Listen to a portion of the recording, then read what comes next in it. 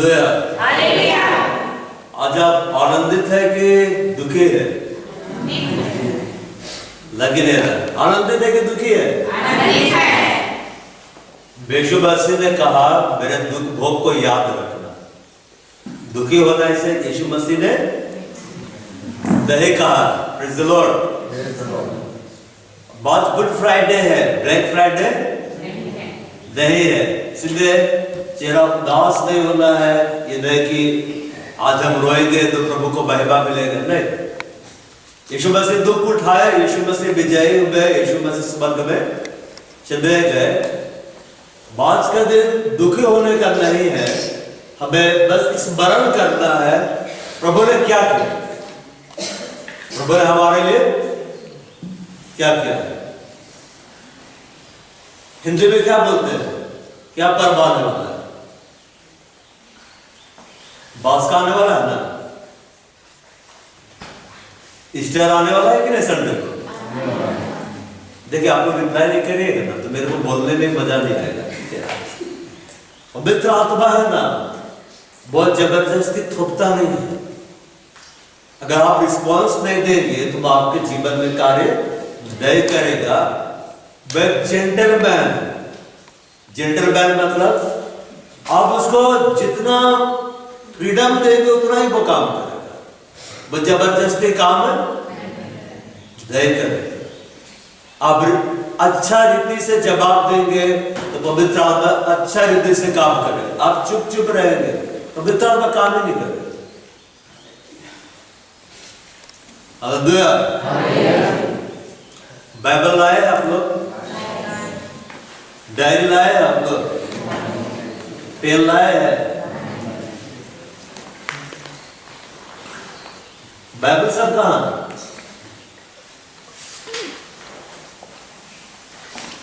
देखिए, मैं देखना चाहता हूं कि आने वाले दिन में इस कलीसिया में सब कोई बाइबल लेकर आए। क्या लेकर आए? बाइबल। केवल आके प्रभु का वचन आप सुनेंगे, आप सोचेंगे हम बढ़ जाएंगे प्रभु में, तो आप गलत हैं। आपको अपना बाइबल लेकर आना है और जो भी आपको बतलाया जाता है उसको आपको लिखना है, क्योंकि आप लिखेंगे नहीं तो भूल जाएंगे। समझ पा रहा है? नहीं लिखेंगे तो क्या होता है? भूल जाएंगे। और एक बात, जो आप सुनते हैं, जो आप यहाँ से लिख के ले जाते हैं, उसको अपने जीवन में लागू नहीं करेंगे तो बाप का सुनना लिखना सब बेकार है। सब क्या है? बेकार है। हालेलुया। तो अगली बार से बाइबल अपना लेकर क्या करना है? बाहर नहीं है तो खरीदो, नहीं है तो खरीद लो। समझ पा रहा है? तो मैं इतना अच्छे से बात कर रहा हूं ना, बड़ा मिनिस्ट्री में बाइबल नहीं रहता तो सीधे निकाल देता है, सीधे बाहर का रास्ता क्या कर दिया जाता है? जाओ बाइबल में क्या। हालेलुया। बात क्या है? Good Friday. आज के दिन यीशु मसीह क्रूस पर क्या हो गए? बलिदान हो गए थे। क्या हो गए थे? बलिदान हो गए थे। अब ऐसे कभी मत सोचिए कि यीशु मसीह को मार डाला जरूर गया। ये कभी मत सोचिए कि यीशु मसीह की हत्या हो गई। यीशु मसीह बोला कि मुझे अपने प्राण को देने का भी अधिकार है, लेने का भी अधिकार है। ये आज्ञा मुझे मेरे पिता से मिली है। तो जो भी हो रहा था, यीशु मसीह को कोड़ों से मारा जा रहा था, यीशु मसीह को क्रूस पर चढ़ाया जा रहा था, यीशु मसीह को कीलों से ठोका जा रहा था, ये सब में यीशु मसीह की सहमति थी। ये सब में यीशु मसीह की सहमति थी कि मैं अपना प्राण क्या कर दूं? दे दूं। और उसने कहा मुझे अधिकार भी है, मैं इसको वापस भी ले लूं। इसीलिए यीशु मसीह बढ़ तो गए। आज हम लोग उस दिन को याद कर रहे हैं जब यीशु मसीह हमारे लिए बलिदान हुए। लेकिन जब संडे आएगा तो हम उस दिन क्या करें? गुड फ्राइडे मनाएंगे। उस दिन हम क्या चीज को हम आनंद बनाएंगे? कि वो जी उठा। वो क्या हो गया? जी उठा। अगर यीशु मसीह नहीं मरते तो जी नहीं उठे। तो वो हमारे लिए मरे, ये हमारे लिए भला है, ये हमारे लिए क्या है? भला है। इसलिए दुखी नहीं, रोना नहीं है। बोले धन्यवाद थोड़ा मुस्कुरा यीशु, आपने मेरे लिए अपना बलिदान दिया। बोले आपके लहू के द्वारा धर्मी ठहराया गया, मैं पवित्र ठहराया गया। आपके लहू के द्वारा मेरा छुटकारा होगा।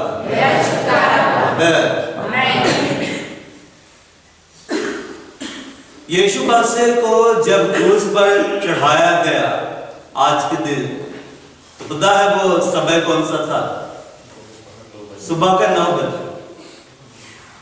सुबह के 9 बजे। इसका बिब्लिकल सबूत है, ठीक है ना, ऐतिहासिक सबूत है। आप पढ़िएगा, भोर के उसको ले जाया गया, फिर उसको क्रूस पे चढ़ाने के लिए ले जाया गया। सुबह 9 बजे क्रूस पे चढ़ाया गया। कितना बजे? 9 बजे। मतलब अभी के समय के हिसाब से वो चढ़ चुके थे, कलवरी के क्रूस पर चढ़ चुके थे। कितना बजे तक वो क्रूस पर थे? शाम के 3 बजे। कितना बजे? शाम के 3 बजे। मतलब 6 घंटे क्रूस पर टंगे हुए थे। 6 घंटे यीशु मसीह कलवरी का क्रूस पर क्या था? टंगा हुआ था। और जब यीशु मसीह को क्रूस पर टांगा गया था, ईंधों से ठोक दिया गया था, उसको कोड़ों से मारा गया था, कांटों का मुकुट उसको पहना दिया गया था। वह लंबे समय तक क्रूस पर चुपचाप थे, कुछ भी नहीं बोल रहे थे, वो बिल्कुल शांत थे।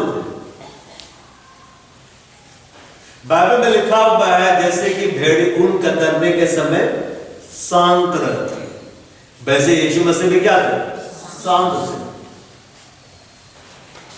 और काफी देर के बाद वो अपनी चुप्पी को क्या करते? तोड़ते थे। और जब परमेश्वर अपनी चुप्पी को तोड़ता है तब बहुत बड़ा काम करता है। क्या काम करता है? बहुत बड़ा काम करता है। मलाकी की जो किताब है पुराने नियम में, वो आखिरी किताब है, पुराने नियम की आखिरी किताब है। उसके बाद लोग चाह रहे थे कि परमेश्वर बात करे, बात करे, बात करे, लेकिन उसके बाद में 400 ईयर्स ना, 400 साल तक परमेश्वर कोई बात नहीं किया।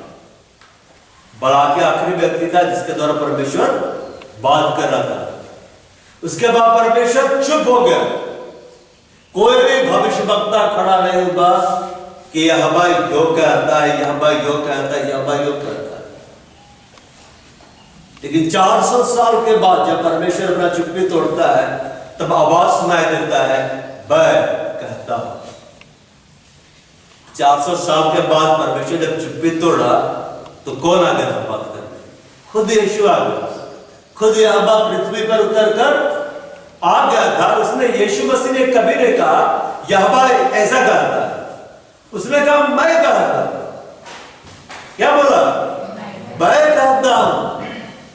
पिता ने अपने चुप्पे को 400 साल के बाद में यीशु मसीह के द्वारा तोड़ दिया। और उसके बाद हम जानते हैं उसने पूरे इजराइल को क्या कर दिया? हिला कर रख दिया। तो यीशु मसीह जब क्रूस पर बलिदान हो रहे थे, 6 घंटे का समय वो क्रूस पर टंगे हुए थे, और एक लंबे इंतजार के बाद, एक लंबे खामोशी के बाद जब उसने वचनों को बोलना आरंभ करता है तो एक के बाद एक वो 7 वाणियों को बोलता चला जाता है। हालेलुया। देखिए यहां पे आकर सोना नहीं है, यहां झपकी नहीं मारना, ठीक है ना? मैं भी रात को बहुत कम सोया, ठीक है? सुबह को मैं सोने गया था क्योंकि मैं बैठ के नोट्स तैयार करता था। हालेलुया। जब आपके लिए अपनी नींद को छोड़ सकता आपको भी छोड़ना है। हालेलुया। बेहा बाग एकदम नहीं सोना। देखिए अगर हम यहाँ पे आकर सो रहे हैं ना वचन सुनते समय, तो हम वचन को महत्व नहीं दे रहे, तो फिर भूल जाओगे प्रभु काम कर, क्योंकि प्रभु को छड़ी ला के आपके ऊपर नहीं घुमाएगा, प्रभु वचन के द्वारा काम करता है। किसी कार्य करता है वचन के द्वारा। इसलिए नींद आ भी रही है तो भी जागना, आंखें खुले रहना, क्योंकि यहां से मुझे सब दिखता है, कौन सो रहा है, कौन झपके ले रहा है। ठीक है, तो यीशु मसीह क्रूस पर से 7 बानियों को उसने बोलना आरंभ किया और एक के बाद एक 7 बानियों को बोलते चले गए। ये जो 7 नंबर है, ठीक है, ये परिपूर्णता को दिखलाता है। क्या को दिखलाता है? परिपूर्णता। सप्ताह में 7 दिन होते हैं। कितने दिन होते हैं? 7। 8वां है। परमेश्वर कितनी आत्मा है? 7 आत्मा है। कितने मुहर खोले गए? 7 मुहर। कितनी विपत्तियों का जिक्र है प्रकाश में? बाकी 7 विपत्तियों का जिक्र है। 7वें दिन परमेश्वर ने क्या किया? विश्राम किया। हालेलुया। ये जो 7 नंबर है, परमेश्वर के सामने दीपक जो जलता है वो 7 ही जलता है। ये जो 7 संख्या है, 7 नंबर जो है, ये बिब्लिकल है। ये फुलनेस को दिखलाता है, परिपूर्णता को दिखलाता है। और जब यीशु मसीह 7 बानियों को बोल रहा था तो वह एक सीक्वेंस में, मतलब एक क्रमानुसार बोल रहा था। और वो 7 बानियों के द्वारा परमेश्वर की जो 7 वाचाएं, आज मैं 7 वाचाओं के बारे में नहीं बतलाऊंगा, क्योंकि मैं उतना लंबा टीचिंग तैयार करके आता तो आपको 2-3 घंटे बैठाना पड़ता। उतना हेवी टीचिंग मैं आपको देने के लिए आऊंगा और आप ना बाइबल लाएंगे ना डायरी लाएंगे, मैं तो बोलकर चला जाऊंगा, लेकिन बेकार हो जाएगा। इसलिए उतना ही लेके आया हूं जितना कि आप लेके जा सकते। परमेश्वर ने मानव जाति के साथ कितनी वाचाएं बांधी है? 7 प्रतिज्ञाएं बांधी। जब यीशु मसीह क्रूस पर अपना बलिदान दे रहा था और वह एक एक करके बानियों को बोलता जा रहा था, पहला बानी, दूसरा बानी, तीसरा बानी, तो वो उन 7 भविष्यवाणियों को पूरा करता था। इसलिए यीशु मसीह बोलता है, परमेश्वर ने कितने पर्व हमें प्रदान किए पता है? 7 पर्व। कितने पर्व? 7 पर्व। अब उसको अब याद करते मत रहिएगा कि 7 पर्व कौन सा है, बता दीजिए। अब लोग बताएंगे। अब लोग जैसे ईस्टर बनाते हैं और सेम क्रिसमस बनाते हैं, 5 छूट गया। हालेलुया। परमेश्वर जब मूसा से बात कर रहा था तो उसने इस्राएलियों को 7 पर्व दिए थे, 7 फेस्टिवल्स। और उसने कहा ये मेरे पर्व है। किसके पर्व है? ये मेरे पर्व है, इसको मनाओ। इसको मनाने का द्वारा तुम लोग मेरे को समझोगे अच्छे से। तो इजरायली लोग 7 पर्व मनाते आ रहे हैं, अभी तक मना रहे हैं। लेकिन उन 7 पर्वों में परमेश्वर ने भविष्यवाणी को सिखाया था। क्या कुछ सिखाया था? भविष्यवाणी। देखिए, जब यीशु मसीह बलिदान हो रहे थे कलवरी के क्रूस पर, समझ पा रहा कि नहीं? नींद तो नहीं आ रही है? जोर से बोलो। हाँ, अगर कोई सो रहा है तो बाइबल में लिखा हुआ है अपने पड़ोसी से अपने समान तू क्या कर? प्रेम कर। तो उसको जगा देना। अगर नहीं जगाओगे तो प्रभु बोलेगा तेरे कारण वो वचन नहीं सुन रहा, क्योंकि तू जागा हुआ था, तूने उसको जगाया नहीं। तो प्रभु उसको कम पीटेगा, आपको ज्यादा पीटेगा। समझ में आया बात? कैसे? मैं बातें तो साबित कर रहा हूं। जो कोई भलाई करना जानता है नहीं करता, उसके लिए या आगे जानते ना क्या है? पाप। क्या है? पाप है। इसलिए आप कोई सोएगा तो बगल वाला को उसको जगाना, जागो अभी खत्म नहीं हुआ है, ना बात। जब यीशु मसीह क्रूस पर बलिदान हो रहे थे तो वहां पर हिब्रू में लिखा हुआ था यीशु नासरी यहूदियों का राजा, 2-3 भाषाओं में लिखा हुआ था।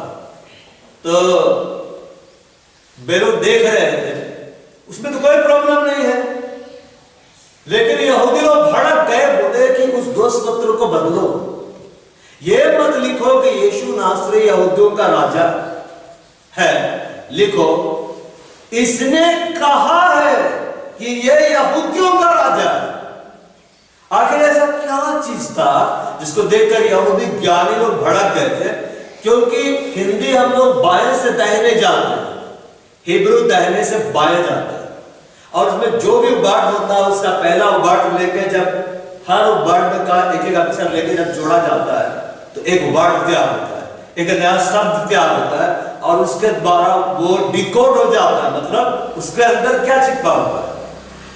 तो जब उन्होंने एक एक शब्द को उठाया हर एक शब्द से और उसे आपस में जोड़ा, वाक्य बनाया, तो वे भड़क गए, क्योंकि क्रूस के ऊपर लिखा हुआ उन्हें दिखलाई दे रहा था यहोवा। क्या दिखलाई दे रहा था? यहोवा। मतलब यीशु बता रहे थे यहोवा मैं ही, और कोई नहीं। तब यहूदी लोग भड़क गए कि यहोवा मर रहा है, यहोवा जान दे रहा है। वे दोष पत्रों को बदलवाना चाहे, लेकिन पिलातुस भड़क गया, बोला मैंने जो लिख दिया सो लिख दिया, नहीं बदलेगा।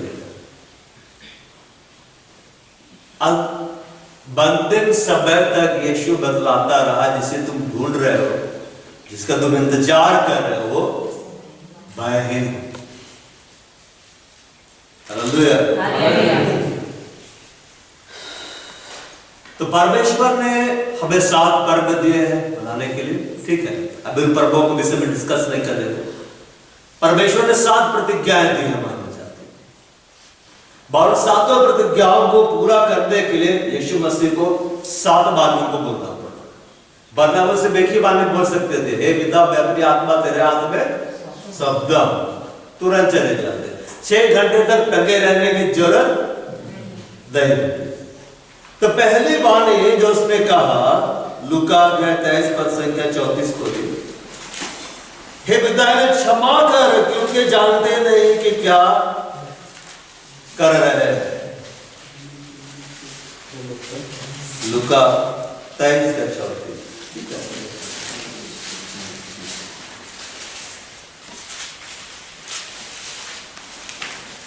तब यीशु ने कहा, हे पिता इन्हें क्षमा कर क्योंकि ये नहीं जानते कि क्या कर रहे हैं। हाँ बस यीशु ने कहा, हे पिता इन्हें क्षमा क्योंकि ये जानते नहीं कि क्या कर रहे हैं। जो यीशु ने इस तरह से पिता से क्षमा को मांगा, क्योंकि परमेश्वर इस बात को जानता है और यीशु मसीह इस बात को जानते हैं कि मनुष्य मानव जाति जो है परमेश्वर से अनजान है। परमेश्वर से क्या है? अनजान। देखिए हर धर्म में सिर्फ अब मसीह जगत की बात लेकर हर धर्म में लोग परमेश्वर को ढूंढ रहा है, भिन्न भिन्न तरीके से ढूंढ रहे हैं कि नहीं? कोई पहाड़ों पर जा रहा है, कोई नदियों में जा रहा है, कोई कहां जा रहा है, सब ढूंढ रहे हैं। और सबको लगता है हमारा रास्ता ही सही है, लगता है कि नहीं? अब दूसरे धर्म को बोलेंगे कि तेरा धर्म गलत है क्या, तो बोलेंगे नहीं हमारा ही सही है। सब बोलते हैं हमारा धर्म ही सही है, हम जिस परमेश्वर को मान रहे हैं वो सही है। देखिए वैसा क्यों करते हैं? क्योंकि लोग परमेश्वर से अनजान हैं। परमेश्वर से क्या है? अनजान है। और सबसे बड़ा बात, लोग नरक से अनजान। क्या से अनजान है? नरक से अनजान। देखिए मनुष्य जाति पाप क्यों करता है? अभी का समय में देखिए पाप तेजी से फैलता जा रहा है, फैलता जा रहा है कि नहीं? जब से स्मार्टफोन हाथ में आया है पाप का रफ्तार बढ़ गया कि नहीं?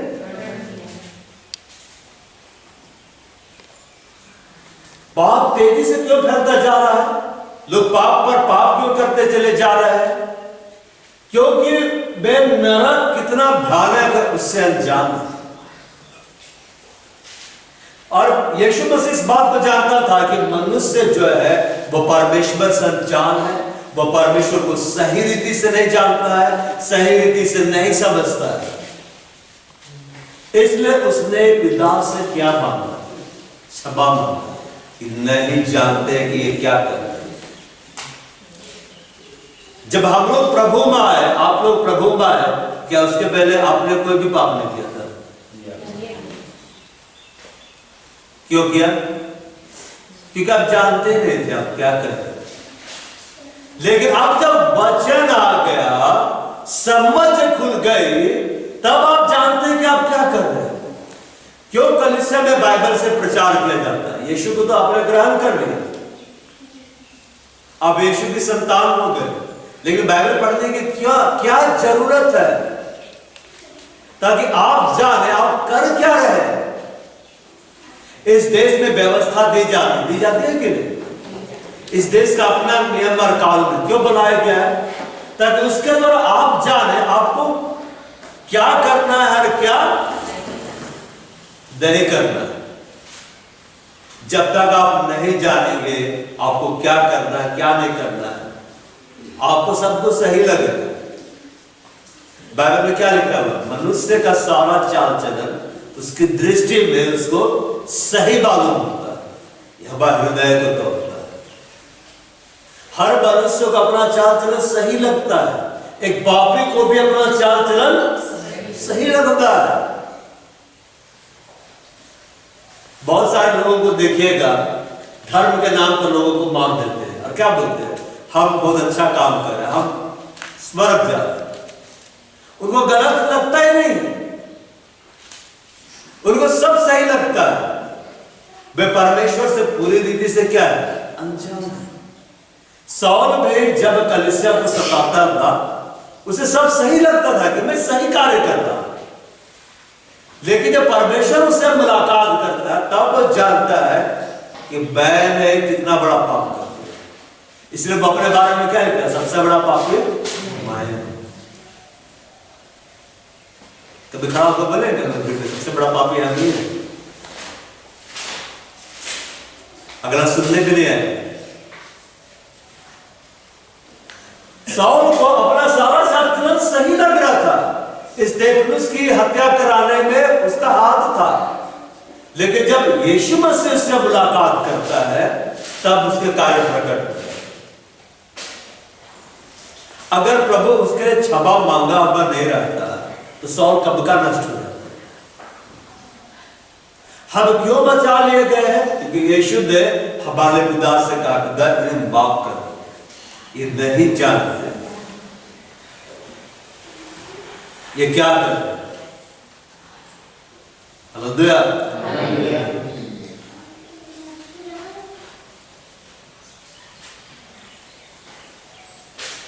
अगर परमेश्वर की दया हमारे ऊपर में ना, अगर परमेश्वर हमें क्षमा ना करे तो हम में से कोई भी परमेश्वर के पास नहीं जा सकता। और अगर परमेश्वर हमारे ऊपर दया ना करे, हमारे पाप को क्षमा ना करे, तो हम स्वर्ग कभी नहीं जा सकते। क्या जा सकते हैं? देखिए, बड़ा से बड़ा अपराधी भी जब जेल में जाता है ना, और उसको मृत्यु दंड का भी सजा मिल जाए, लेकिन इस देश में एक ऐसा शख्स है जिसके पास अधिकार रहता है उसको माफ करने का। कौन पता है? प्रेसिडेंट, इस देश का राष्ट्रपति। वो बोल दिया कि मैं इसको माफ कर देता हूं, माफ कर देती हूं। कोई कोर्ट खड़ा नहीं, समझ गए? कोई कोर्ट खड़ा नहीं हुआ। क्यों? क्योंकि वो इस देश का सबसे बड़ा लीडर, उसके पास इस देश का सारा अधिकार। बसीर देश परमेश्वर के पास अधिकार है क्षमा करने का। इसलिए यीशु मसीह ने कहा पिता इन्हें माफ कर। ये नहीं जानते हैं कि ये क्या कर रहे हैं। यहूदी लोग जान ही नहीं रहे थे कि जिसका वो इंतजार करे वो तो सामने आ गया है। आज भी यहूदी लोग इंतजार करते हैं।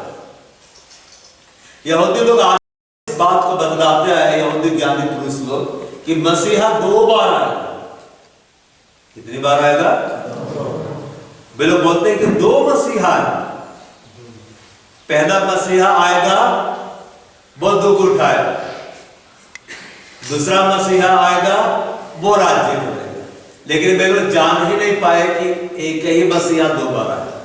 पहली बार आया वो दुख उठाया, दूसरी बार आएगा वो राज्य करेगा। पहली बार जब आया तो क्या में बैठ कर आया? गधा में बैठ कर आया, क्योंकि ये भविष्यवाणी थी। मसीहा जब आएगा तो 12 चेलों के साथ आएगा। किसके साथ आएगा? 12 चेलों के साथ। और क्या पे बैठ कर आएगा? गधे में बैठ। ये पुराने में भविष्यवाणियां है। भाई मेरे पास समय नहीं कि एक एक को मैं खोल खोल के दिखलाता जाता। इसलिए जब यीशु मसीह गधे में बैठ कर जा रहा था, 12 चेलों के साथ में जा रहा था, तो इजरायली लोग जान गए कि यही मसीहा है। कौन मसीहा है? यही मसीहा है।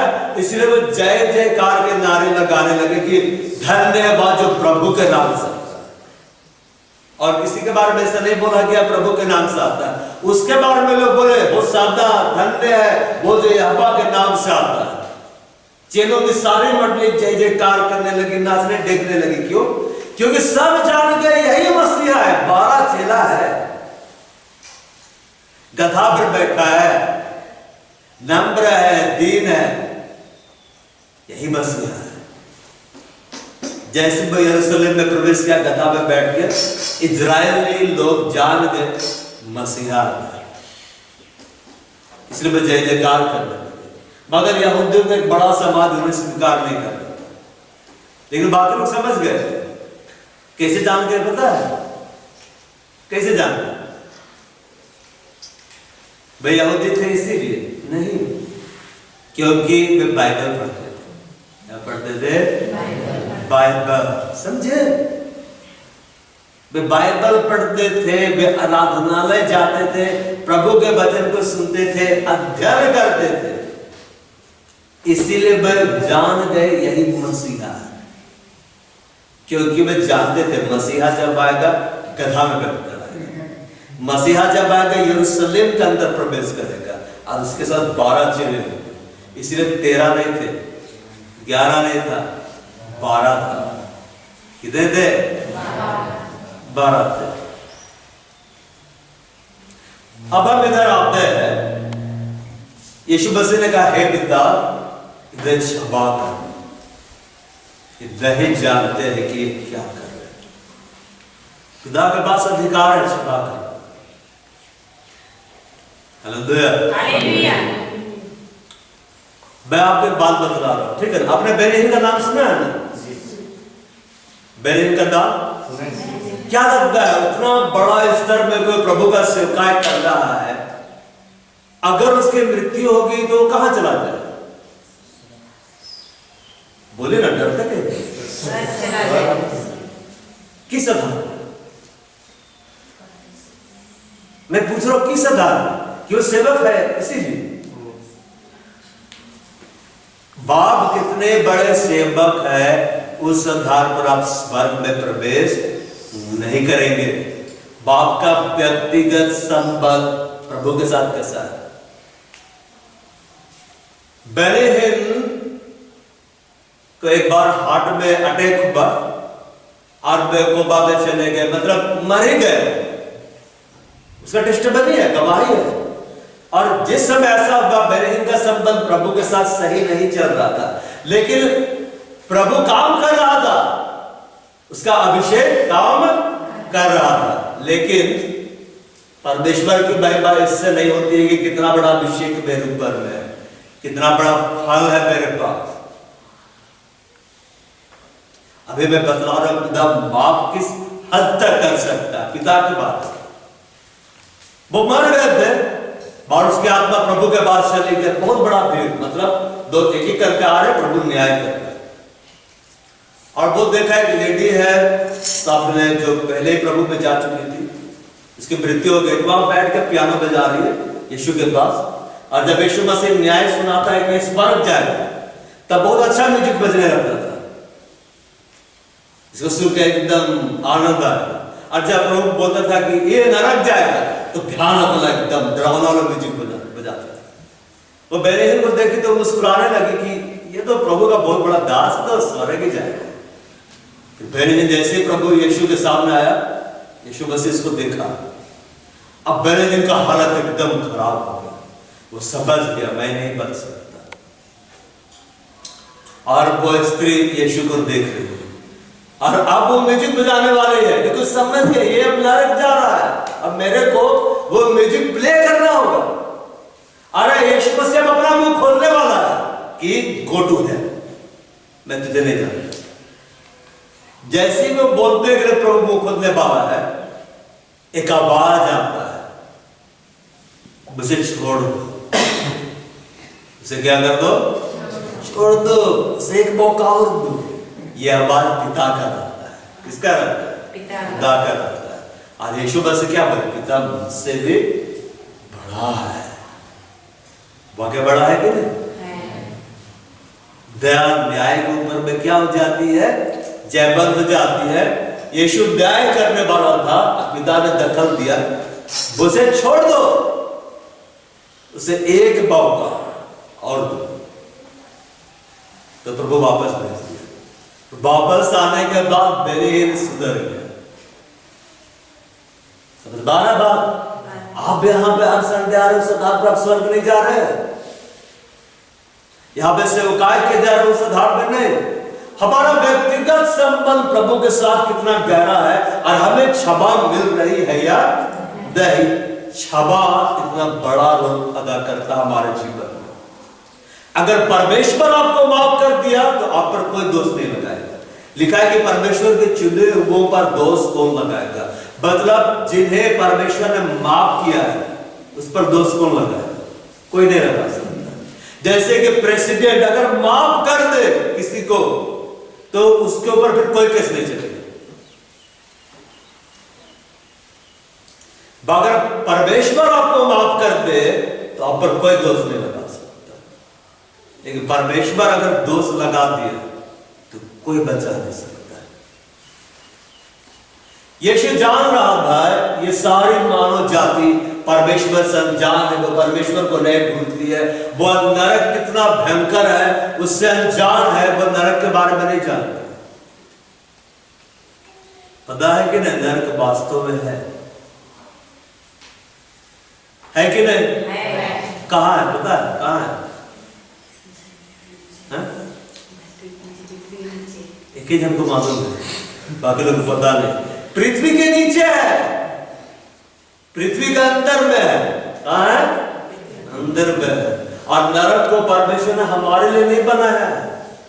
नरक को परमेश्वर ने बनाया था शैतान और उसके बुरे दूतों के। लेकिन अगर हम भी शैतान का स्वभाव अपनाते रहेंगे, तब मजबूरी में हमको भी डालना पड़ेगा।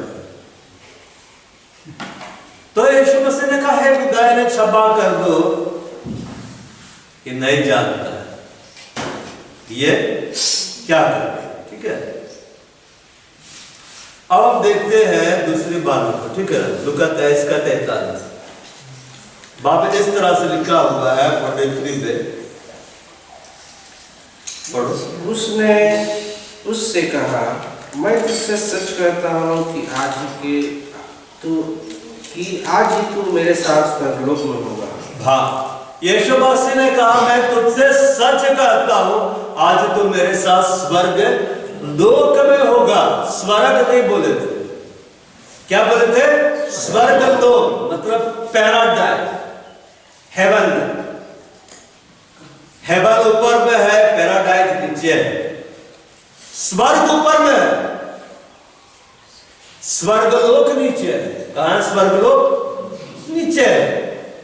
यीशु मसीह के आने से पहले जितने भी धर्मी लोग थे, एलिया को उठा लिया गया, हदों को उठा लिया गया, लेकिन बाकी जितने धर्मी थे सब नीचे चले जा रहे, और वे स्वर्गलोक में रहते थे। मतलब एक तरफ नरक एक तरफ स्वर्गदूत, एक तरफ भयंकर दूत और एक तरफ भयंकर आग। मतलब समझिए, एक तरफ भयंकर गर्मी और इधर फुल ऐसी चल रहा है। तो जो लोग इधर है वो लोग पूरा मजा कर रहा है और उधर वाले पूरे आग में तप रहे। यीशु मसीह जब क्रूस पर बलिदान दे रहे थे, उसके साथ 2 और डाकू क्रूस पर चढ़ाए गए थे। यीशु अकेला नहीं था, और भी 2 डाकू लोग थे। साथ में उनको क्या किया गया था? चढ़ाया गया था। और वहां पर लिखा हुआ है 39 में, 40 में, जो कुकर्मी वहां लटकाए गए थे। कुकर्मी मतलब समझ रहे हैं, क्रूस की जो सजा दी जाती थी वो बहुत बड़ी सजा मानी जाती है, बहुत दर्दनाक सजा मानी जाती है। हालेलुया।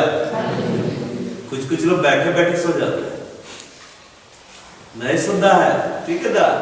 क्योंकि मैं देखूं चाहे ना देखूं, स्वर्ग दिखता है। और जानते हैं स्वर्गदूत लोग किसके जीवन में ज्यादा काम करते हैं? जो लोग जागता है, जो लोग प्रभु के लिए जागता है। सोएंगे तो एंजल्स जाकर बोलेगा उसके पास मत भेजना, वो लोग सोता है। क्या करता है? वे लोग सोते हैं। तो प्रभु क्या बोलेगा? अच्छा ठीक है, तेरा ड्यूटी कहीं और लगा देते। स्वर्गदूतों को बोरिंग काम पसंद नहीं है। आप सोते रहेंगे ना, आप उस स्वर्गदूत जाकर शिकायत कर देगा, कहां भेजे? हालेलुया।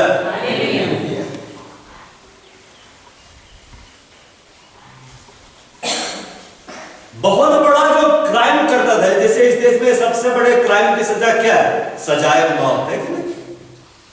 फांसी में लटका देता है, सजा नहीं सुनाया जाता है। इसको तब तक फांसी में लटकाया जाए जब तक ये मर नहीं जाता है।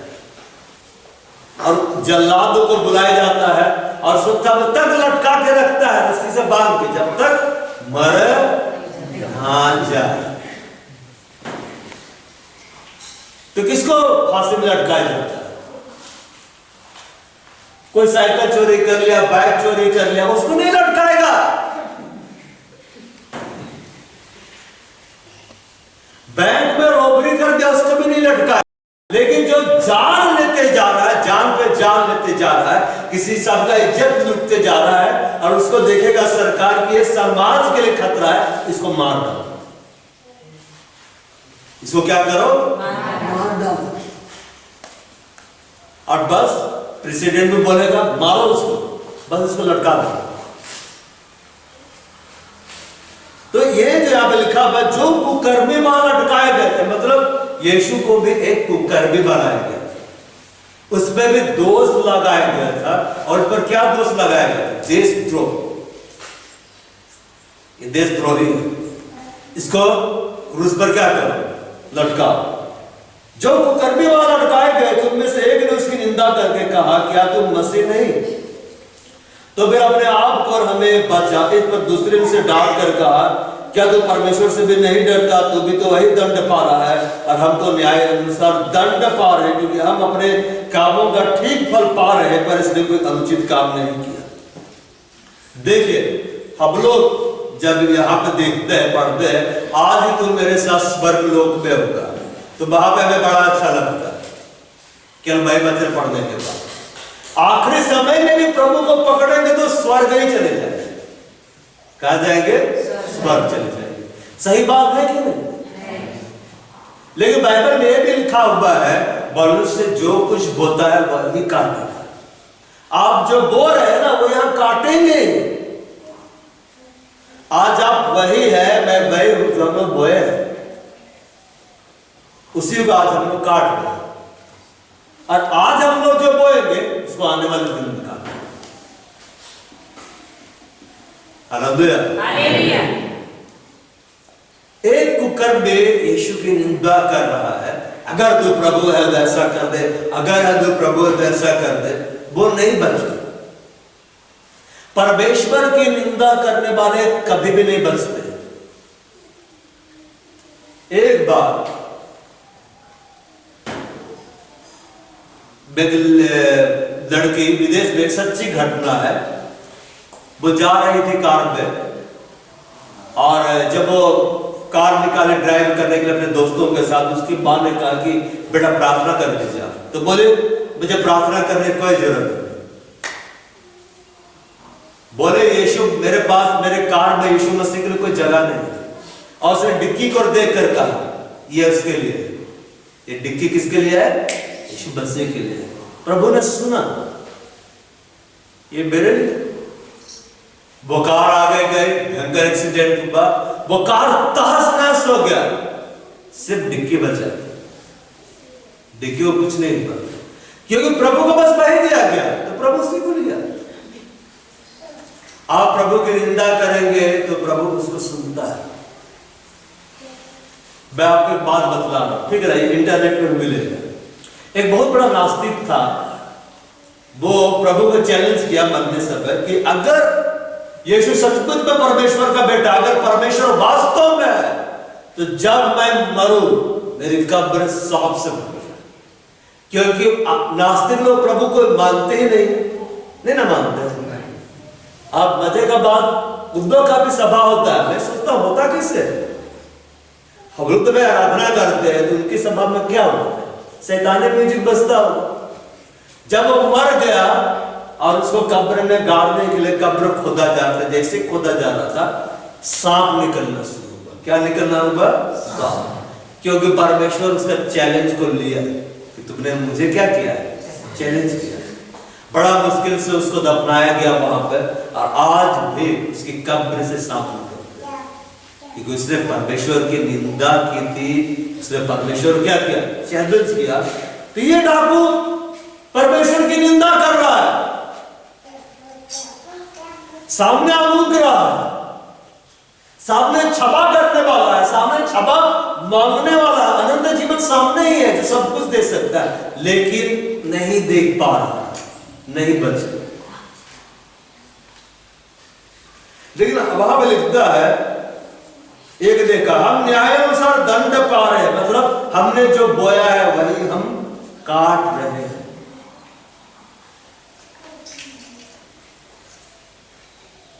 हमने जो बोया वही हम काट रहे हैं, क्योंकि हम अपने कामों का ठीक फल पा रहे हैं, पर इसने कोई अनुचित काम नहीं किया। तब उसने कहा, हे यीशु, जब तू अपने राज्य में आए तो मेरी सुधि देना, मुझे स्मरण करना, मुझे भूल मत जाना। ये व्यक्ति यीशु मसीह कैसे क्यों बोल पाया? क्योंकि यीशु मसीह को जान गया। यीशु मसीह क्या कर दिया? जान गया कि यही परमेश्वर का बेटा है, यही मुझको बचा सकता है। जब हम अनुग्रह को पहचान जाते हैं, जब हम परमेश्वर को पहचान जाते हैं, तो हम बच जाते हैं। पर इसने प्रभु को बोला, जब तो अपने राज्य में मेरी सुधि देना।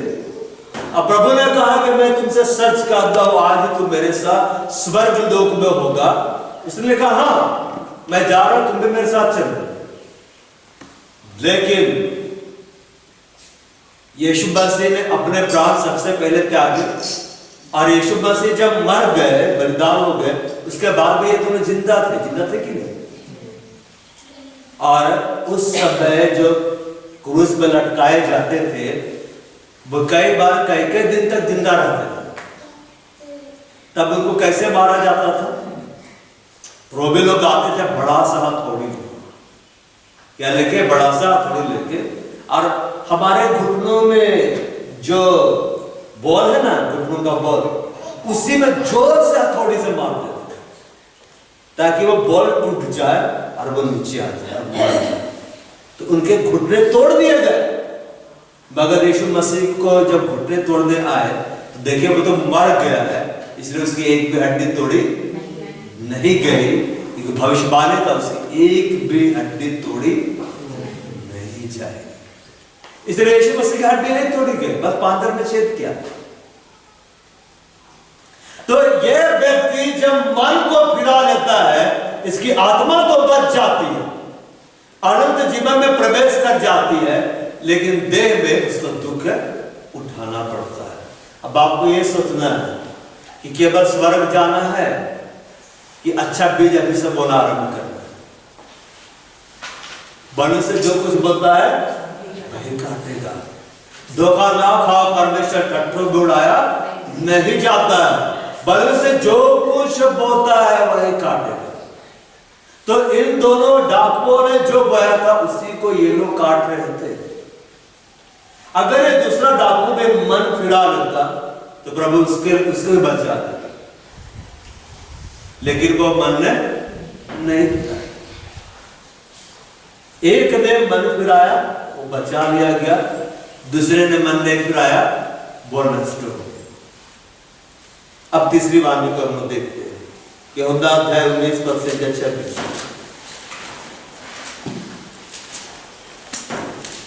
अब यहां ध्यान से पढ़ो 19 का 26।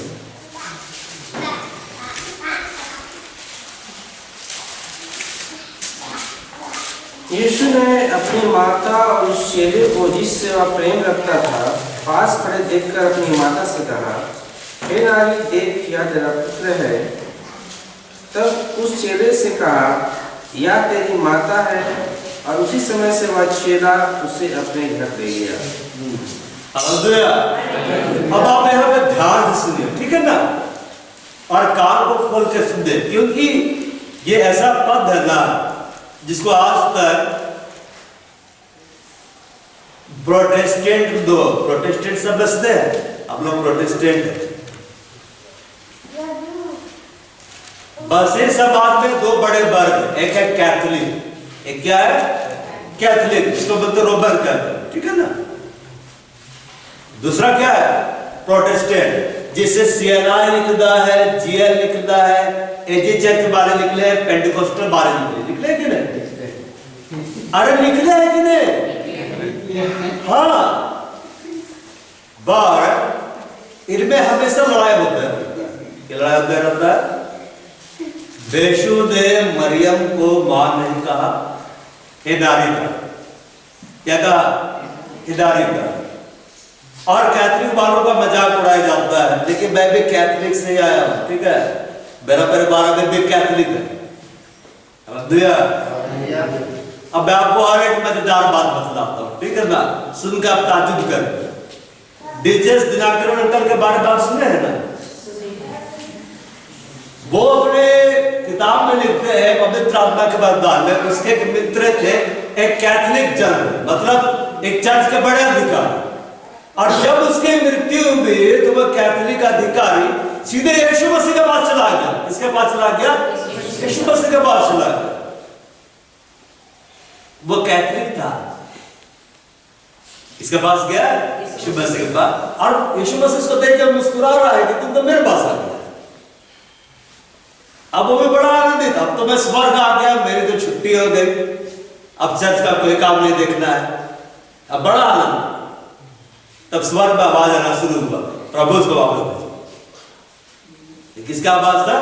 डीएस दिनाकरण का। फिर यीशु मसीह ने कहा तुम वापस जाओ, मेरा बेटा बुला रहा था। तो वापस आ गया। जब वापस आया, जिंदा हो गया, अपना आंख खोला और डीएस अंकल को देखा और बोला, भाई मैं स्वर्ग गया था, आपने मुझे वहां भी नहीं छोड़ा, बुला लो। हालेलुया। देखिए, मैं आपको क्या बात समझाना चाह रहा हूं। कैथोलिक वर्ग में मरियम को बहुत रिस्पेक्ट दिया जाता है। क्या दिया जाता है? बहुत रिस्पेक्ट दिया जाता है। लेकिन प्रोटेस्टेंट में कई बार इस बात को बोला जाता है, मरियम तो एक साधारण स्त्री थी, मरियम को तो मां भी नहीं बोलता था, वो तो मरियम से ऊपर था, इसलिए बोला हे नारी। क्या बोला?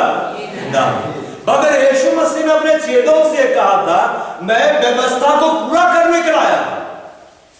क्या को पूरा करने के लाया हूं? व्यवस्था को, भविष्यवाणी को मैं पूरा करने के लाया हूं। और व्यवस्था में यह आज्ञा है अपने माता पिता का आदर करें। तो अगर यीशु मसीह वहां पर हे नारी बोल रहा था और हम उसको ये समझे कि वो मरियम को आदर नहीं दे रहा था, इसका मतलब व्यवस्था पूरा नहीं हो रही। लेकिन यीशु व्यवस्था को पूरा कर। बाइबल के जमाने में यहूदियों में जब किसी को बोला जाता था हे नारी, इसका मतलब था ग्रेट रेस्पेक्ट दे रहे। क्या दे रहे?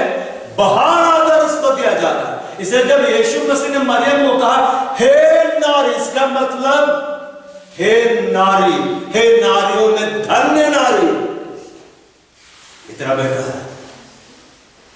यीशु मसीह उसको कैसे आदर दे रहे थे, बहुत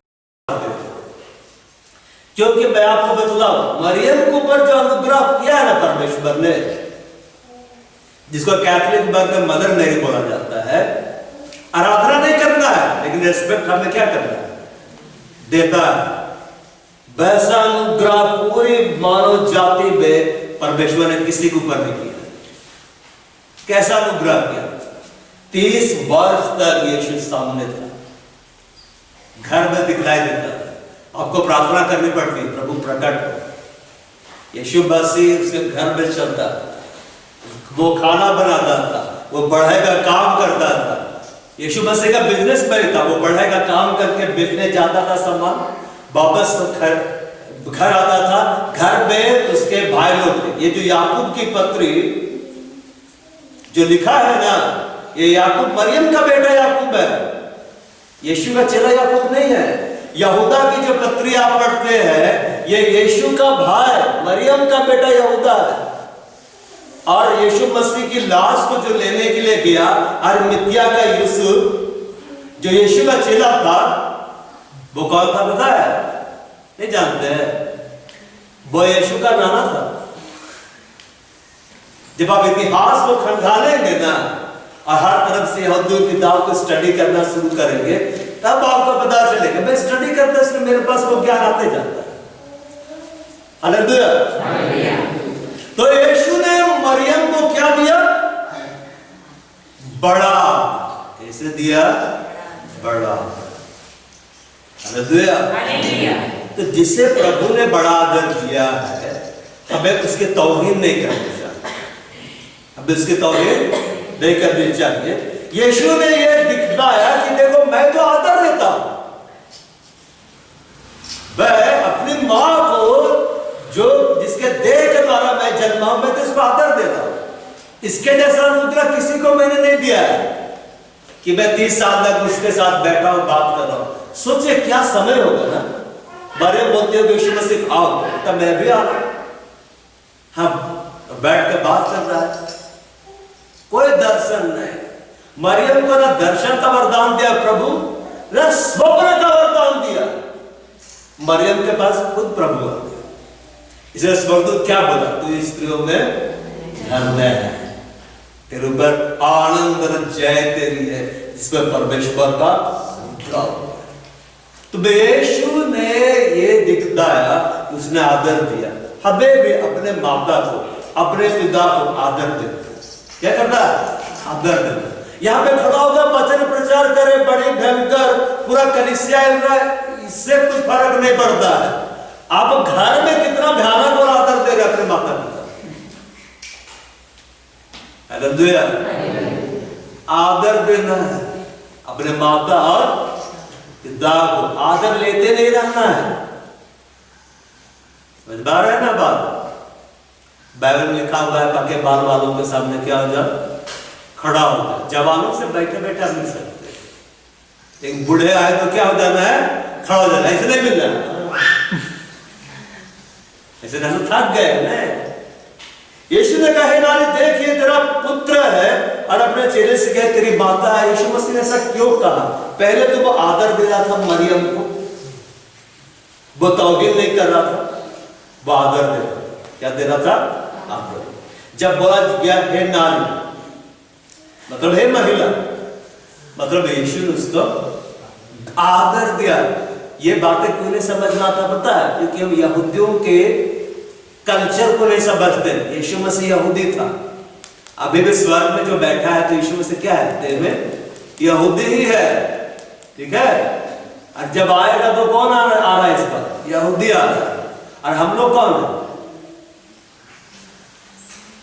अरे हम लोग भी यहूदी है। हम लोग भी क्या है? यहूदी है। पुराने नए में लिखा हुआ यहूदी वही है जिसका हृदय और मन में खतना हुआ है। तो हम सब यहूदी हैं। हम सब क्या है? यहूदी है। क्योंकि यीशु मसीह कौन है? यहूदी है। क्रूस के ऊपर क्या लिखा हुआ था? यहूदियों का राजा। यीशु मसीह हमारा राजा है कि नहीं? जब हमारा राजा तो हमको क्या हुए? यहूदी हुए कि नहीं? हाँ, यीशु मसीह मरियम को जब बोल रहा था कि देख ये तेरा पुत्र है, और यूहन्ना उसको ले गया, इसका मतलब ये था वो मरियम को कलीसिया से जोड़ रहा था, वो कलीसिया को सौंप रहा था। मतलब जो भी प्रभु के पास आता है, प्रभु उसको कलीसिया में जोड़ता है। जब हम यीशु को ग्रहण करते हैं, नया जन्म हम पाते हैं, प्रभु हमें एक आत्मिक परिवार में जोड़ता है। वो आत्मिक परिवार का नाम क्या है? कलीसिया। तो यीशु मसीह ने मरियम को उसके शारीरिक परिवार से अलग करके आत्मिक परिवार में जोड़ दिया। अब बाद में आप पढ़िएगा प्रेरितों के काम में, जब सब लोग पवित्र आत्मा के लिए प्रार्थना कर रहे थे, भाई यीशु की मां मरियम थी, क्योंकि उसे प्रभु ने कलीसिया में जोड़ा कि अब तू कलीसिया में रहा। किसमें रहा?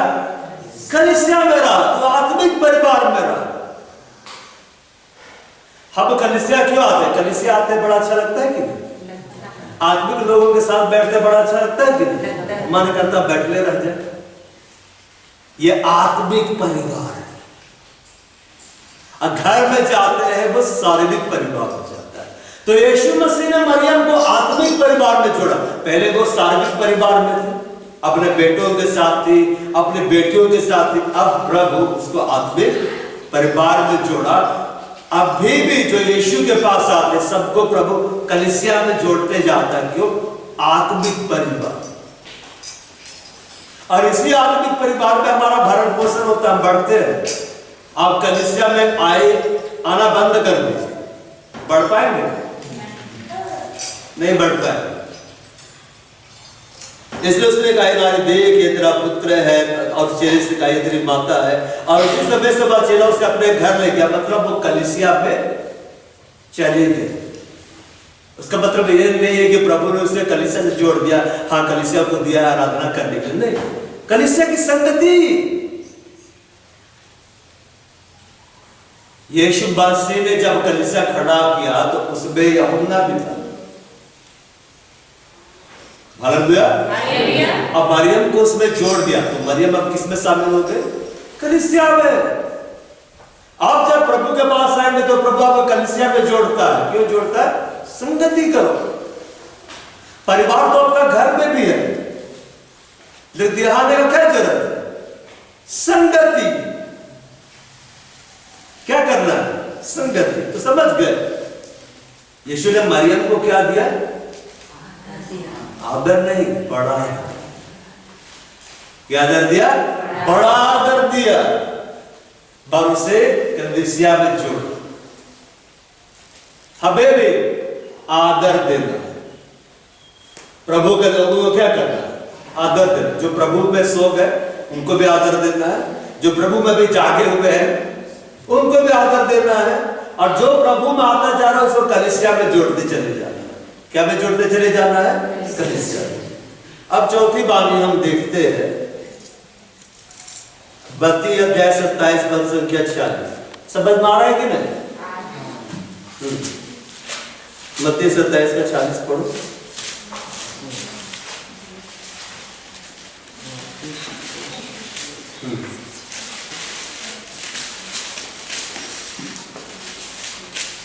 तीसरे पहर के निकट यीशु ने बड़े शब्द से पुकार कर कहा, एली एली लमा सबक्तनी, अर्थात हे मेरे परमेश्वर तूने मुझे क्यों छोड़ दिया? यीशु मसीह ने बड़े शब्द से पुकार कर कहा, हे मेरे परमेश्वर तूने मुझे क्यों छोड़ दिया? क्यों यीशु मसीह इस तरह से पुकार रहे थे? यीशु मसीह को कोड़ों से मारा गया था, और यीशु मसीह को जिस तरह के कोड़ों से मारा गया था, रोमी लोग जिस तरह कोड़ इस्तेमाल करते थे, उसमें नुकीले कील लगे रहते थे, जो जब पड़ते थे उनकी देह ऊपर वे मांस को उखाड़ देते। तो यीशु मसीह को जब कोड़ों से मारा गया, उसका पूरा पीठ ऐसे था मानो हल चलाया गया। जब खेत में हल चलाया जाता है, अंदर का मिट्टी बाहर आ जाता है कि नहीं? मिट्टी ये बड़े बड़े टुकड़े बाहर आ जाते हैं कि नहीं? वैसा ही प्रभु का पीठ दिखलाया गया। उसको इतना बुरी रीति से मारा गया था, उसकी हड्डियां दिखलाई गई। और जब वो क्रूस पर अपने आप को बलिदान दे रहे थे, उसका लीवर डैमेज हो रहा था, उसको कई बार हार्ट अटैक हो रहा था। साइंटिफिक रीति से जो क्रूस की मृत्यु के ऊपर स्टडी किया गया, और यीशु मसीह की दशा बहुत दयनीय हो गई थी। उसके देह में ब्लड भी कम हो गया था, और ऐसी हालत में यीशु नहीं बर्दाश्त कर पा रहे थे, क्योंकि यीशु मसीह ने अपने सामर्थ को हटा दिया था। वो मनुष्य बन गए थे। क्या बन गए थे? इसलिए वो भयानक पीड़ा उसको हो रही थी, उसको पूरे बदन में तकलीफ महसूस हो रही थी, और वो चाह, इसलिए वो पिता को पुकार रहे थे कि तूने मुझे क्यों छोड़ दिया, क्योंकि वो उस दर्द से छुटकारा नहीं पा रहा। हालेलुया। बार इस दर्द को प्रभु ने क्या स्वीकार किया? बाइबल में लिखा हुआ है, पाप की मजदूरी क्या है? मृत्यु। बिना लहू बहाए पापों की क्षमा। यीशु मसीह को जब क्रूस पर चढ़ाया गया, उस जगह वो क्या बोला जाता है? खोपड़ी का स्थान। क्यों बोलते हैं खोपड़ी का स्थान? किसी की खोपड़ी तो गड़ी होगी तब ना बोलेंगे खोपड़ी का स्थान। बता रहा कि नहीं? वो जगह को खोपड़ी का स्थान इसलिए बोला जाता है क्योंकि यहूदी लोग इस बात को बोलते हैं, वह आदम का खोपड़ी गड़ा हुआ है। आदम का नगर बसाया हुआ अभी भी इजराइल में, जाएंगे इजराइल तो आपको मिल जाएगा। आदम भी नगर बसाया है। अदन की वाटिका कहां पे थी पता है? कहां पे थी? जा यरूशलेम में बैठे अदन की वाटिका। और गेतसेमनी बाग में यीशु मसीह प्रार्थना करने क्यों गए? गेतसेमनी बाग ही अदन की वाटिका का वो हिस्सा थी जहां आदम और हव्वा पाप करने के बाद छिप गए थे। इसलिए यीशु मसीह वहीं पे जाकर प्रार्थना करते। समझ पा रहा? जिस जगह पर परमेश्वर ने अदन वाटिका को बनाया, लगाया, आज वही जगह यरूशलेम का है। इसलिए देखिए, पूरा वर्ल्ड आज भी यरूशलेम के लिए है। क्या खास कि उसके लिए लड़ रहा है पूरा दुनिया? लेकिन परमेश्वर अदन के वाटिका वही लगाया है। कहां लगाया था? वही लगाया। हालेलुया। तो यीशु मसीह उस पीड़ा में से होकर गुजर रहे थे, उस भयानक तकलीफ में से होकर गुजर रहे थे, और वो उस दुख को सह नहीं पा रहे थे क्योंकि वो मनुष्य बनकर सह रहे थे। इसलिए वो परमेश्वर को पुकारते, तूने मुझे क्यों छोड़ दिया? लेकिन वो सारी तकलीफ को प्रभु क्यों सहते चले गए? लेकिन आपको और मुझको सहना ना पड़े। बाइबल में लिखा हुआ, जो पाप से अनजान था उसे परमेश्वर ने हमारे लिए पाप ठहराया। अब बाइबल में लिखा हुआ है, पाप की मजदूरी मृत्यु। उसमें संपूर्ण मानव जाति का पाप लाद दिया गया। जो उस समय जीवित थे उनका भी लादा गया, जो बाद में आएंगे उनका भी लादा गया, जो आने वाले आखिरी समय सबका लाद दिया गया। और यीशु के लिए वो आसरणीय हो, मतलब परमेश्वर अपना क्रोध को, यहोवा अपना क्रोध को यीशु के ऊपर डाल दिया। यहोवा का क्रोध को कौन सह सकता था? सिर्फ यीशु।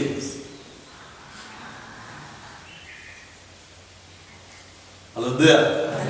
वो सारा क्रोध को ले लिया, परमेश्वर का सारा क्रोध को ले लिया। वो बर्दाश्त नहीं कर पा रहा था। समझ रहे परमेश्वर का क्रोध कितना भयंकर है? इसलिए बोला, हे परमेश्वर, हे मेरे परमेश्वर, तुझे मुझे क्यों छोड़ दिया? क्यों ऐसा तकलीफ में मेरे को रख दिया? क्यों मेरे साथ ऐसा? लेकिन वो सब जानने के बावजूद यीशु मसीह उस प्याले को स्वीकार किया था। क्यों? ताकि हम और आप क्या बच जाए। इसलिए यीशु मसीह ने ये कभी नहीं कहा मेरे जन्मदिन को याद करना, उसने कहा मेरी मृत्यु को याद करना। क्या को याद करना? मेरी मृत्यु को याद करना। चलिए अब 5वीं वाणी में आते हैं। समझ पा रहे हो? यूहन्ना 19:28।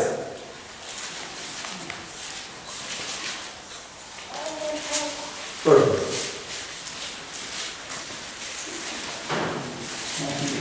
इसके बाद यीशु ने यह जानकर कि अब सब कुछ हो चुका, इसलिए कि पवित्र शास्त्र की बातें पूरी हो कहा, मैं प्यासा हूँ। हाँ, यीशु मसीह ने क्या कहा? मैं प्यासा हूँ। मतलब यीशु मसीह को प्यास लग रही थी कि नहीं? लग रही थी कि नहीं? यीशु मसीह ने कभी नहीं कहा मैं प्यासा हूँ। ये हिंदी में अनुवाद ही गड़बड़ किया है। अगर आप इसको ग्रीक भाषा में पढ़ेंगे और इंग्लिश में पढ़ेंगे, इसका इंग्लिश ट्रांसलेशन क्या होगा? I am thirsty. लेकिन वहां आई एम थर्स्टी नहीं है, वहां लिखा आई थर्स्ट, मैं प्यास हूं, मैं ही प्यास। ग्रीक में क्या लिखा है? मैं ही प्यास हूं, मैं प्यासा हूं, ऐसा नहीं बोला है प्रभु ने। प्रभु ने कहा मैं वो प्यास। पानी की प्यास आपको लगेगी तो आप पानी ना पिएंगे कि खाना खाएंगे? पानी पिएंगे ना। आपके सामने कोल्ड ड्रिंक रख देंगे, फेंक देंगे उसको, बोले तो पानी चाहिए। पानी की प्यास पानी से ही बुझती है। यीशु ने कहा मैं प्यास हूं, मतलब मानव जाति का प्यास जो है वो मैं ही। आज हर धर्म, हर जाति, सब लोग परमेश्वर को ढूंढ रहे भिन्न भिन्न तरीके से। क्यों? क्योंकि सबके अंदर परमेश्वर को पाने की प्यास है। प्यास है कि नहीं? सबके अंदर परमेश्वर को पाने की प्यास। आपके अंदर भी परमेश्वर को पाने की प्यास है। प्रभु बस प्रकट हो जाए तो मेरा प्रॉब्लम छूमन है। मैं ये सोचता हूं प्रभु अगर सामने प्रकट हो जाए, ये चश्मा इसी फट जाए, हम लोग दोनों गोबरस में नजर आए क्या? अब यीशु मसीह आएगा तो क्या बोलेगा? थोड़ा पावर और बढ़ा, जरूर बोलेगा ये क्या पहनना है? तेरी आंखें ठीक। प्यार। प्रभु प्रकट हो चंगाई दे दे, प्रभु प्रकट हो छुटकारा दे दे, प्रभु प्रकट हो मेरे को रोजगार दे दे, मैं अविवाहित हूं प्रभु विवाह करा दे, संतान नहीं है प्रभु संतान दे दे। प्रभु के लिए प्यास, इस प्यास को सिर्फ प्रभु बुझा सकता है। कौन बुझा सकता है? आप कलीसिया क्यों आते हैं? इतना गर्मी में क्यों आते हैं? यहाँ एसी चल रहा है क्या? गर्मी लग रहा है कि नहीं? पेड़ के नीचे में जाऊंगा ठंडक लगेगी, यहाँ ज्यादा गर्मी लग रहा है। लेकिन क्यों यहाँ पर हम आए हैं? प्रभु को पाने की प्यास है। एक ऐसी प्यास है जो पानी से नहीं बुझ सकती है, जो उसकी उपस्थिति में बुझ सकती है। इसलिए यीशु मसीह ने कहा यदि कोई प्यासा है मेरे पास आकर पिए, वैसे जीवन जल में से दूर। जो पिएगा प्यास नहीं लगेगी, उमड़ता हुआ सोता बन जाए। क्या बन जाएगा? उमड़ता हुआ। लोग यीशु मसीह के पास चंगाई पाने के लिए क्यों आते थे? उनके अंदर वो प्यास थी, प्रभु के पास जाएंगे, प्रभु मेरे को चंगा कर देगा। आप चाहते हैं प्रभु इस कलीसिया में बड़ा बड़ा काम करे? अरे नहीं करेगा। ऐसा रिप्लाई करेंगे ना? नहीं करेगा प्रभु। आज से 10 साल के बाद वही हालत रहेगी। आप चाहते हैं प्रभु इस कलीसिया में बड़ा बड़ा काम करे? चाहते हैं। हंसते हैं आप लोग, नहीं चाहते आप लोग रिप्लाई नहीं करेंगे तो स्वर्ग पुरुष बहनों की तरफ जाके काम करेगा, बोलेगा वो लोग चाहती है, और उधर उधर नहीं जाएगा, वो धीरे रिप्लाई करेगा। चाहते कि नहीं? बहुत से लोग ऐसे चुप रहते हैं जैसे कि गूंगे हैं, उन लोग के अंदर से दुष्ट आत्मा निकालना पड़ेगा। बोलो हालेलुया।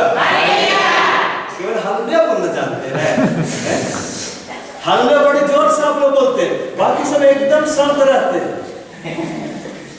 देखे जब आपके अंदर ये प्यास ना कि प्रभु यहाँ प्रकट हो, प्रभु आज भयंकर काम करे, हर संडे चंगाई हो, दुष्टात्मा निकले, ये एकदम आश्चर्य कर्म हो, लंगड़ा मुर्दा आए एकदम जिंदा होकर यहाँ से जाए। उस प्यास के साथ जब आप प्रभु से व्यक्तिगत प्रार्थना करेंगे तो प्रभु हम लोगों को वैसा अनॉइंटिंग देके भेजेंगे। लेकिन आप ऐसे सोचेंगे बस आज जाना है, कुछ सुन के आना है, तो प्रभु ऐसे हम लोग को देके भेजेगा कि इन लोग को बस चाय नाश्ता ही चाहिए, वही प्रकाश थोड़ा थोड़ा दे दे। लेकिन आप लोग कई बार आप लोग नहीं देखे हैं, मैं प्रभु से प्रार्थना करता रहा था कि पास्टर मेरा नाम पुकार के भविष्यवाणी करे, मेरे चंगाई की भविष्यवाणी करे। अब पास्टर खड़ा हुआ, प्रभु के जन खड़े हुए, प्रभु उसका नाम दिखाने लगा, भविष्यवाणी होने लगी, काम होने लगा। क्यों? क्योंकि वो प्रार्थना कर रहा था कि उसका नाम पुकारा जाए। और आप बगल में बैठ के कुड़कुड़ा रहे, मेरा नाम कहने पुकारा, तुम प्रार्थना कर भी नहीं। क्यों प्रभु काम नहीं करता है कलीसिया में? आपको बताना चाहता, ये कलीसिया के लोग प्रार्थना ज्यादा नहीं करते। कलीसिया के लोगों के अंदर प्यास ही नहीं है। अगर प्यास होती ना तो सबके हाथ में बाइबल दिखता। क्या जवाब? मोबाइल का तो प्यास सबके अंदर रहता है कि नहीं? ये वन प्लस सैमसंग और एक प्यास। प्रभु आगे बोलेगा तुझे क्या चाहिए? Apple, Samsung, one plus, Redmi, Apple दो प्रो, 15 प्रो और आने वाला प्रो, सब प्रो हमको दो। हालेलुया, सबको दिखाते रहने से। प्रभु के लिए प्यासा रहे तो प्रभु क्या करेगा? आपको देगा। हालेलुया। यीशु ने कहा मैं प्यास हूं, मैं हूं प्यास। परमेश्वर ने जब मनुष्य को बनाया तो पवित्र आत्मा को फूका, मतलब पवित्र आत्मा का ही एक अंश सब लोग है। परमेश्वर ने फूका, आदम क्या हो गया? खड़ा हो गया। क्योंकि परमेश्वर ने अपने अंदर में से मनुष्य को निकाला, परमेश्वर ने स्त्री को निकाला, अपने अंदर में से निकाल कर बनाया। इसलिए हमारी प्यास तभी बुझेगी सिर्फ परमेश्वर के द्वारा। इसके द्वारा? परमेश्वर के द्वारा। धन संपत्ति के द्वारा आपकी प्यास नहीं बुझेगी। आज भी बड़े बड़े धनी संपत्ति वाले लोग करोड़ों दान करते हैं कि नहीं? क्यों?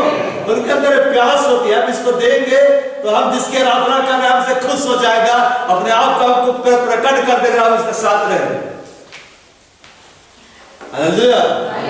और यहाँ देखो, हम जीवित परमेश्वर को जानने वाले, इतना हमारा पेट भरा हुआ है कि बाइबल है नहीं हमारा। हालेलुया। बाइबल होना चाहिए। मैं जब अगली बार आऊंगा तो मैं देखूंगा। हालेलुया। मैं प्यास, मैं क्या हूं? मैं प्यास। जब मैं प्रार्थना भवन में सेवकाई कर रहा था तो बहुत सारे लोग, हम यहाँ गए, वहां गए, यहाँ पे जा गए, वहां भी मत्था टेका, कुछ नहीं हुआ। अब हम प्रभु के शरण में आ गए, प्रभु बस मेरा बेड़ा पार लगा दे, प्रभु मेरे जीवन में आश्चर्य कर्म कर दे। अब बस प्रभु को जानने लगता है, प्रभु आश्चर्य कर्म कर देता है। संतान नहीं रहती, संतान दे देता है। विवाह नहीं हुआ रहता, विवाह करा देता है। रोजगार नहीं रहता, रोजगार दे देता है। बीमार है तो चंगा कर देता है। उनकी उस प्यास को प्रभु तृप्त करता है। क्या करता है? तृप्त करता है। यीशु ने कहा मैं प्यास। देखिए अनुवाद में कितना अंदर है। कहा मैं प्यासा हूं, मैं प्यासा। प्रभु को बहुत प्यास लगी थी, अभी तक नहीं पूछा। प्रभु ने कहा मैं प्यास। आपकी प्यास कौन? प्रभु है। अरे ये तो सब लोग पेट भरा हुआ है, आप लोग की प्यास कौन है? यीशु मसीह। देखिए आप लोग ना धीरे से रिप्लाई करते, अब बाद में ऐसे मुस्कुराते हैं, बहुत बड़ा तीर मारते। ये सब चीज को प्रभु हल्के में नहीं लेता, वो भारी नीति से लेता है। उन लोग जवाब ठीक से नहीं देते हैं, जैसे रिकॉर्ड में कर देता है। मैंने बताया ना, आप जो कर रहे हैं, स्वर्ग आपको गौर से क्या कर रहा है? देख रहा है। प्यास यीशु है। कौन है? अब बगल वाला को बोलो, तेरी प्यास यीशु है। अब अपने लिए बोलो, मेरी प्यास यीशु है। अब बोलो, मेरी प्यास सिर्फ यीशु से बुझ सकती है। मतलब आप समझे, बाप बड़ा से बड़ा रोजगार को हासिल कर ले, लेकिन यीशु आपके जीवन में सब व्यर्थ है। हर दिन सिगरेट में पैसा फूकेंगे, बीड़ी पे फूकेंगे, उधर जितना तिरंगा बिरंगा खाते रहेंगे, गुटखा खाते रहेंगे, चैन ही नहीं मिलेगा। क्यों? क्योंकि यीशु नहीं है। हम लोग को देखो, यीशु हमारे अंदर इतना गर्मी मांग रहे हैं, आ गए कि नहीं? हमारी प्यास कौन बुझाता है? यीशु बुझाता है। आपकी प्यास कौन है? यीशु को पाने की प्यास। अब जितना यीशु को ले सकते ले लो। हालेलुया। कांटी नदी का जल कई बार कम हो जाता होता है कि नहीं? छाता नदी का, मगर यीशु में से कभी नहीं बोलेंगे कम हो गया हमें, थोड़ा सा ज्यादा मत लो, गर्मी का मौसम। आप जितना यीशु को ले सकते हो, प्रभु कभी भी आपको मना नहीं करेंगे। अनलिमिटेड है। कैसा है? अनलिमिटेड। उसने कहा, मैं प्यास हूं, मेरे द्वारा ही सब कुछ बुझेगा, मेरे द्वारा ही चंगा है, मेरे द्वारा ही छुटकारा, मेरे द्वारा ही सारे आशीष से तुम्हारे लिए है। मेरे सालों कुछ है ही नहीं। इसलिए यीशु मसीह ने कहा, अनंत जीवन यह है कि वह तुझे जाने और मुझे जाने। अब यीशु को जानने के लिए क्या करना पड़ता है? अरे पढ़ना पड़ता है कि नहीं? अब पढ़ने के लिए क्या रखना पड़ता है साथ में? बाइबल, है कि नहीं? अभी मैं बोलूं ना, किसके पास मोबाइल है? जिसके पास बाइबल नहीं है वो भी मोबाइल दिखाया है, एकदम लाया होगा। घर में 5 आदमी है, 5 मोबाइल है। घर में 5 आदमी, एक बाइबल, बड़ी ताजुब है कि नहीं? मैं बाइबल देखना चाहता हूं, दिखाई देगा आने वाले दिन में? शाम में दिखाई देगा। धीरे धीरे रिप्लाई करेंगे ना, जाकर बड़ा आपका बड़ा पास्टर को बोल दे कि आप हमको भेजे, और वो लोग धीरे धीरे रिप्लाई करता है, फिर वो आएंगे क्लास लेने के लिए। हालेलुया। यीशु ने कहा, मैं प्यास हूं। यीशु के नाम से मैं प्यास। अरे मैं प्यास नहीं, मैं प्यास हूं। मतलब हमारी भूख, हमारी जो प्यास है वो यीशु के द्वारा ही तृप्त हो सकती है। बिना यीशु के कुछ भी, ठीक है ना? 6वीं वाणी हम देखेंगे, यूहन्ना 19:30, वहां लिखा होता है, पढ़ो 19:30। जब यीशु ने वह सिरका लिया तो कहा, पूरा हुआ, और सिर झुकाकर प्राण त्याग दिए। हाँ, यीशु ने कहा पूरा हुआ, फिनिश, इट्स फिनिश, सब क्या हो गया? पूरा हुआ। अब यीशु मसीह जब इस वाणी को बोल रहे थे, उस समय तक यीशु मसीह की हालत बहुत खराब हो गई। मगर जब कोई जंग को जीतता है, जब कोई युद्ध को जीतता है, तब कमांडर अपने तलवार को निकालकर लहरा कर क्या बोलता है? सब ये पूरा हो गया, ये लड़ाई हमने क्या कर ली? जीत ली। वो विजय की घोषणा थी कि यीशु मसीह ने ऊंची आवाज में कहा, सब पूरा हो गया। मैंने सब कुछ को क्या कर दिया? पूरा कर दिया। मैंने व्यवस्था को क्या कर दिया? पूरा कर दिया। मैंने भविष्यवाणियों को क्या कर दिया? पूरा कर दिया। मैंने पिता की योजनाओं को क्या कर दिया? पूरा कर दिया। मैंने शैतान के सिर को क्या कर दिया? चल दिया। लोगों को लगा, शैतान को लगा यीशु हार गया, यीशु जय की घोषणा कर रहा। इसमें बाइबल में लिखा हुआ है, क्रूस के द्वारा उन पर जय जयकार की ध्वनि सुनाई दी। यीशु मसीह ने शैतान के ऊपर किस तरह से जय जयकार की ध्वनि को सुनाया? अपनी मृत्यु के द्वारा और क्रूस के बलिदान के द्वारा। इसलिए यीशु मसीह ने एक विजय घोषणा को कहा, सब पूरा हुआ। सब क्या पूरा हुआ? ये विजय घोषणा। जब यीशु मसीह ने इस बात का ऐलान किया, कुछ भी बुरा नहीं। आपके लिए चंगाई का काम यीशु मसीह ने बुरा कर दिया। हमारे उद्धार का काम प्रभु यीशु मसीह ने बुरा कर दिया। हमारे छुटकारे का काम प्रभु ने क्या कर दिया? बुरा कर दिया। अब प्रभु वो काम दोबारा कभी नहीं करे। अब आपको बस यीशु के पास जाना है, वचनों को बोलना है, अपने चंगाई को लो, अपने छुटकारे को लो, अपने आशीषों को लो, अनंत जीवन को। दोबारा यीशु मसीह बलिदान नहीं हुआ, क्योंकि मैं एक बार हो चुका, काफी है।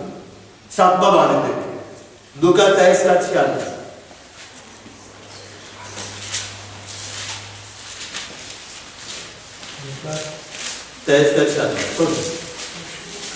और यीशु ने बड़े सबसे पुकार कर कहा, हे पिता, मैं अपनी आत्मा तेरे हाथों में सौंपता हूँ, और यह कहकर प्राण त्याग दिए।